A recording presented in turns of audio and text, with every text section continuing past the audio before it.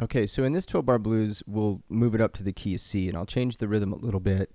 It'll give your hand a break on the back half of the measure, but you still have to maintain the time so that you make the chords in time. So this will have a quick change to the 4 chord. So if we're in C, right above it on the 5th string, that's your F. And then we'll use that new, C7 shape. So this is G7 at the 10th fret. This would be C7 in the 3rd fret. This is something to key in on. You can play C7 here, and you can play it here. Your root is on the 5th string. So what we're doing, we're keeping everything up here.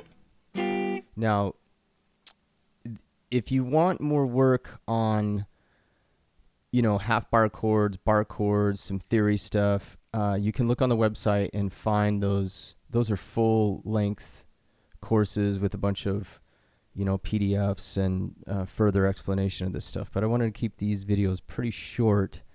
But if you're looking for more information, there's some really good courses on the website you should check out.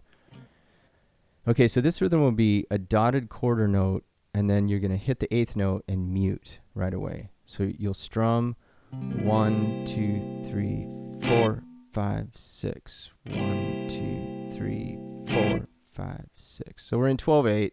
So it'll be 1, 2, 3, 4, 5, 6, 7, 8, 9, 10, 11, 12. So it'll look like this.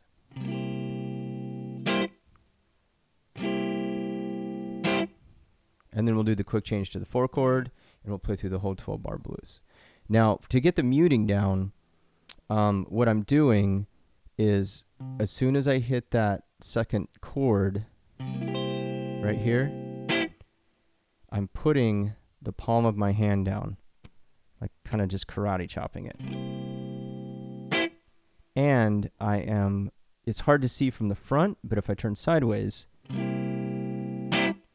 I am relieving the pressure with my left hand just ever so slightly, but I'm staying in contact with the strings so I can get back down quickly and I don't lose my place on the neck. So you're kind of double muting, but it's really effective at getting things clean and chopped off. Okay, so here we go. 1, 2, 3, 2, 2, 3, 3, 2, 3, 4, 2, 3.